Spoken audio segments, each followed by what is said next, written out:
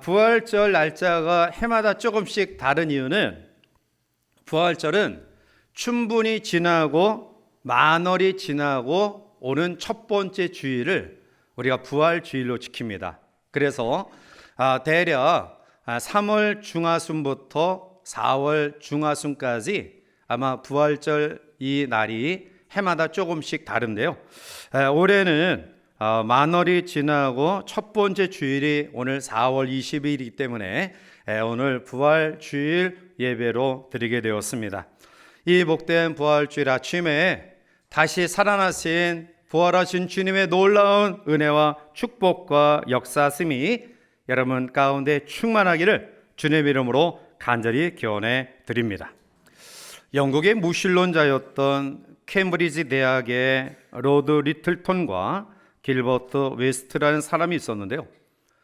그들은 자기들의 주장을 펴는데 장애물이 되는 두 가지 사실을 발견합니다. 하나는 예수님의 부활과 또 하나는 사도 바울의 변화였습니다. 그래서 이들은 이것을 반증하기 위하여 그때부터 각종 자료를 찾아 성경을 또 계속해서 읽었는데요. 그 가운데 웨스트는 예수님의 부활을 연구하여 반증하고, 그리고 로드 리틀톤은 바울의 회심과 선교 활동을 연구해서 반증하기 위해서 그들은 노력을 했습니다. 시간이 흐른 후에 다시 그 두 사람이 만나서 이렇게 이야기합니다. 이제 우리는 더 이상 이에 대한 반증을 할 수 없습니다. 이 연구를 통하여 우리는 예수님이 부활하셨다는 사실을 확인했을 뿐만 아니라 우리들이 죄인임을 잊고 그동안 살아왔음을 깨닫게 되었습니다. 그리고 우리는 예수님을 우리의 구주로 영접할 수밖에 없었습니다. 길버트 웨스트가 쓴 예수 그리스도의 부활에 관한 역사와 증거에 대한 고찰은 1747년에 출간되었고요. 리틀톤이 쓴 사도 바울의 변화 관찰과 사도의 신분이라는 이 글도 짧은 글로 발표되었습니다. 이와 같이 예수 그리스도의 부활을 반증하기 위하여, 그것을 부정하기 위하여 수많은 사람들이 지금도 연구하고 또 그것을 제시하지만, 그러나 아무도 예수님의 부활이 거짓된 것이라고 증명하는 사람이 한 사람도 없습니다. 영국의 저널리스트였던 프랭크 모리슨, 그는 예수를 역사적 인물로는 인정한다. 즉 우리가 일반적으로 알고 있는 것처럼 4대 성인 가운데 한 사람으로는 인정을 한다. 그러나 예수님의 삶과 그리고 마지막 죽음에 대해 그 당시에 사람들이 지나치게 미화해서 어떠한 신화적인 그런 것으로 그들이 주장하고 있다. 이것을 자기가 증명하기 위해 그가 성경을 샅샅이 읽어나가기 시작합니다. 그런데 그가 마지막 결론 내어졌던 부분은 부활의 허구성이 아니라 진실성을 입증하는 책을 쓰게 되죠. 그 책이 1997년 생명의 말씀사에서 번역하여 누가 이 돌을 옮겼는가라는 책으로 출간되었습니다. 2000년 기독교 역사 가운데 수많은 사람들이, 그리고 수많은 사상과 그리고 수많은 종교들이 이 사실을 부정하기 위해 그들이 노력했지만, 그러나 예수님의 부활을 부정하면 부정할수록 이것을 증거하려고 수많은 순교자들이 자기의 생명을 내어 바쳤고요. 지금도 지구촌 곳곳에 수많은 사람들이 예수님의 부활을 믿고 따르는 놀라운 부흥의 역사가 우리 가운데 나타나고 있습니다. 이제 우리는 2025년 부활의 아침 말씀 속에 부활하신 예수님을 통해 우리가 어떠한 삶의 변화와 능력을 경험하는가를 다시 한번 살펴보면서 또 함께 은혜를 나누고자 합니다. 먼저 부활의 주님은 우리에게 새 소망을 허락해 주십니다. 아담과 하와의 타락 이후에 인간의 생존은 완전히 절망에 빠져버리고 말았습니다. 하나님께서 먹지 말라 하신 선악을 알게 하는 나무의 실과를 먹고 난 이후에 인간은 죽음 후의 고통을 경험하게 되었습니다. 창세기 3장 19절에 내가 흙으로 돌아갈 때까지 얼굴에 땀을 흘려야 먹을 것을 먹으리니 내가 그것에서 취함을 입었음이라 너는 흙이니 흙으로 돌아갈 것이니라 하시니라. 인간의 생명은 한정되어 있고요. 그리고 한정된 우리의 삶 속에 우리는 끊임없는 육신의 연약함과 질병에 노출되어 있으며 결국 노쇠하여 흙으로 돌아갈 수밖에 없는 존재로 전락됩니다. 그 삶의 과정 속에 또 어떤 어려움들이 있는지요. 창세기 3장 18절에 땅이 내게 가시덤불과 엉겅퀴를 낼 것이라 내가 먹을 것은 밭의 채소인즉이라고 이야기합니다. 물론 아담과 하와가 범죄하기 이전에 에덴 동산에서 노동이 있었습니다.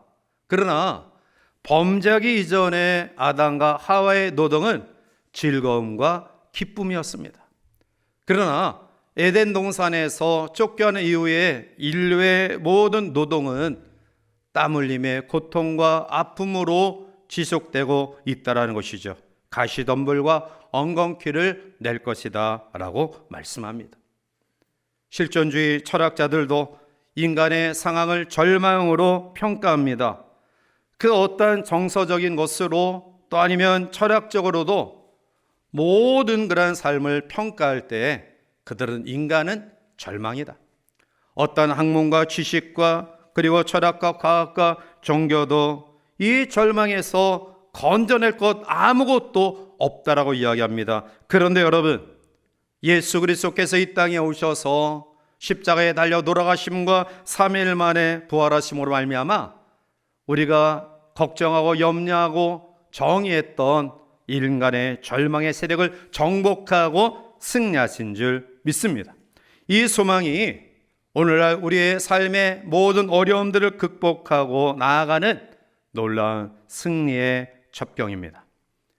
이 땅과 이 민족이 너무나 어렵고 힘든 여정들을 보내고 있습니다.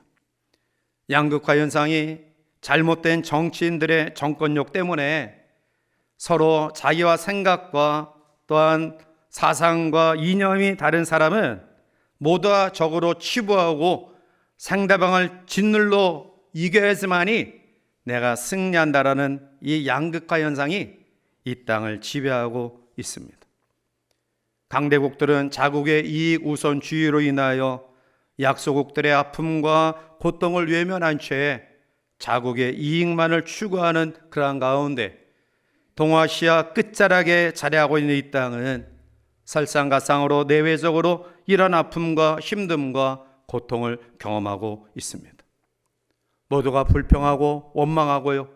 그리고 자기 외에 다른 사람의 탓이라고 전가하는 이러한 속에서 우리의 젊은이들은 그들의 미래를 꿈꾸지 못하고 매일매일의 삶을 어쩔 수 없이 그냥 살아가는 안타까운 모습들을 가지고 있습니다. 이러한 때 부활의 예수님이 이 민족 가운데 다시 한번 임재함을 경험해야 될 줄 믿습니다. 우리의 삶에 육신적인 질병과 경제의 어려움, 사회적인 이러한 분란과 분쟁과 다툼의 현상, 그리고 우리의 미래를 꿈꿀 수 없는 이러한 불확실한 세대 속에서 부활의 주님은 우리에게 절망 가운데 있는 모든 사람들에게 다시 한번 소망으로 역사하십니다. 오늘 본문 20절에 보면 그러나 이제 그리스도께서 죽은 자 가운데서 다시 살아나사 잠자는 자들의 첫 열매가 되셨도다. 아멘. 첫 열매가 되셨다. 이 말의 의미는 첫 열매로 끝나는 것이 아님을 이야기하고 있는 것입니다. 예수님의 부활이 2000년 전에 예수님 단회적인 개인의 상황으로 멈추지 않는다라는 것입니다. 두 번째, 세 번째, 네 번째 이어서 부활의 열매가 우리 가운데 나타난다라는 사실입니다. 이러한 일 때문에 초대교회 성도들은 부활의 소망을 가지고 주님이 걸어가신 길을 따라갔고요. 그리고 우리가 지난 한 주간 새벽에 묵상하면서 이 땅에 하나님의 복음이 들어올 때 선교사님들의 그 삶은 자기들의 모든 것들을 다 포기하고 죽기까지 하나님의 복음을 이 땅에 심어주어 오늘 우리가 이렇게 자유롭게 하나님을 섬기는 축복의 은혜를 경험하게 되었습니다. 왜 그들이 자기의 생명을 아까워하지 아니하고 이러한 삶을 살았을까요? 그들은 죽음의 절망을 벗어나는 그 속에서 자유함을 얻는 영원한 생명의 소망이 있었기 때문입니다. 오늘 이 땅이 다시 한번 영원한 영생의 소망으로 재무장되어 우리의 모든 분야가 회복되어지는 은혜가 함께하기를 주님의 이름으로 축복합니다.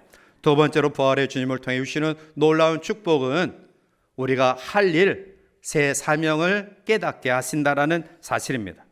죽기까지 예수님을 따르겠다라고 서원했던 베드로, 안타깝게 그는 예수님의 죽음을 보고 부인하며 저주하며 옛날 직업으로 돌아갑니다. 그러나 주님은 베드로를 포기하지 않으셨습니다. 요한복음 21장 15절에 그들이 조반 먹은 후에 예수께서 시몬 베드로에게 이르시되 요한의 아들 시몬아 내가 이 사람들보다 나를 더 사랑하네 하시니 이르되 주님 그러하니이다.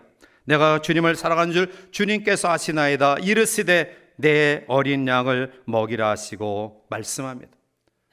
주님의 사랑의 아름다운 고백을 3번씩 주고받은 장면을 통해서 가장 처절한 실패와 좌절과 절망의 순간 가운데 있었던 베드로에게, 그에게 허락하신 귀한 사명을 잃어버리고 아파하는 베드로에게 내 양을 먹이라, 내 양을 치라, 내 양을 먹이라 다시 한번 사명을 주셨고요. 그리고 부활하신 주님을 만났던 베드로는 오순절 마가다락방 성령 충만을 통해 그가 한번 설교할 때마다 3,000명이 회개하는 놀라운 역사를 일으키게 됩니다. 베드로뿐만이 아닙니다. 주님을 멀리했던 도망갔던 제자들 모두가 부활하신 주님을 만났고요. 오순절 마가다락방 성령 충만을 통해 그들은 하나같이 순교의 제물로 하나님의 복음을 전하는 그러한 능력의 사람으로 변화되었습니다. 1960년에 에티오피아의 근위대 중이었던 아베베가 맨발로 후진국에서 제대로 복장 갖추지 못하고 맨발로 마라톤의 우승자가 되었어요. 그런데 그가 4년 후에 도쿄 올림픽에 이제는 좀 살기 좋아졌는지 신발을 운동화를 신고 또다시 연거푸 2연패합니다. 마라톤에 우승을 합니다. 그런데 그 아베베가 그 다음에 교통사고를 통해 불구가 됩니다. 사람들은 불세출의 마라톤의 영웅이었던 아베베를 다시 볼 수 없겠구나 라는 안타까운 마음을 가졌는데요. 그런데 그로부터 4년 후 장애인 올림픽에 아베베는 이번에는 휠체어를 타고 달려서 또 우승하였습니다. 사람들은 이전에 2번의 정상적인 몸을 가지고 마라톤에 우승했을 때보다 더 열광적인 박수로 아베베를 환영했습니다. 그가 쓰러질 수 없었던 이유가 뭘까요? 그는 자기의 할 일을 발견했기 때문입니다. 불의의 사고로, 날 때부터 선천적인 아픔을 가지고 있는 장애우들에게 자기가 꿈과 용기를 심어주어야 되겠다는 사명이 그에게 있었고요. 그는 그것을 통해서 비극적인 절망의 환경을 극복하고 장애인 올림픽의 마라톤 우승자가 되어서 수많은 장애인들에게 용기를 주었던 것입니다. 베드로 또한 실망과 좌절, 절망의 상황 가운데 있었습니다. 그런데 예수님이 나타나십니다. 그리고 베드로와 대화 속에 여러분 요한복음 21장에 보면 3번씩이나 사랑의 고백을 주고받아요. 예수님 하나님이시니까 한 번 사랑의 고백을 받으면 바로 다음 일들을 진행하셔도 될 텐데 왜 내가 나를 사랑하느냐? 예, 사랑합니다. 내 양을 먹이라. 사랑하느냐? 예, 사랑합니다. 내 양을 치라. 3번째, 내가 나를 사랑하느냐? 예, 사랑합니다. 그럼 내 양을 먹이라고 반복해서 이야기했을까요? 아마 제 생각에는 베드로가 예수님을 3번 부인하지 않았습니까? 어쩌면 베드로의 마음속에는 평생 그것이 그를 괴롭힐 거예요. 내가 한때는 예수님의 수제자라고 자청하고 자부하고 목숨을 걸고 예수님을 따라 다니겠다라고 결심했는데, 그런데 계집아이 앞에서 3번씩이나 예수님을 부인했던 자기를 보며 얼마나 실망했을까요? 그런데 주님은 3번 사랑의 고백을 들어요. 무엇 때문일까요? 베드로야, 너의 과거의 연약함과 나약함과 실수, 나 깨끗이 다 잊어버렸다. 도말했다. 나 그거 생각하지 않는다. 그래서 다시금 하나님께서 허락하신 이 사명을 감당하라 라는 의도가 아닐까요? 오늘 우리가 하나님 앞에 예수님을 영접하고 난 이후에 날마다 상승 곡선을 이루면서 우리 신앙이 늘 발전하는 모습은 아닐 거예요. 때로는 우리 주변에 상처도 주었고요, 실망하는 모습들을 가지기도 했고요, 아니 나 스스로 자신이 하나님 앞에 너무나 부끄러운 그런 모습을 경험했던 우리의 삶이 아닙니까? 나도 나를 용서할 수 없는 이러한 절망의 환경 가운데 우리가 처해 있지는 않느냐라는 거예요. 그런데 여러분, 주님은 우리의 모든 죄악을 도말하신 분임을 믿으시기 바랍니다. 주님은 우리의 과거의 실수를 기억하지 않으셔요. 우리의 연약함을 책망하지 않으십니다. 다 잊어버리시고요, 다시 한번 우리에게 새로운 사명을 허락해 주십니다. 사랑하는 성도 여러분, 오늘 이곳에 임재하신 부활의 주님께서 여러분 스스로 자책감을 가지고 주눅들고 위축된 우리의 마음을 활짝 깨워버리고요, 다시 한번 하나님이 원하시는 삶을 복되게 이뤄가는 죄의 성도들 되시기를 바랍니다. 마지막 3번째로, 부활의 주님은 우리에게 말할 수 없는 기쁨으로 축복하십니다.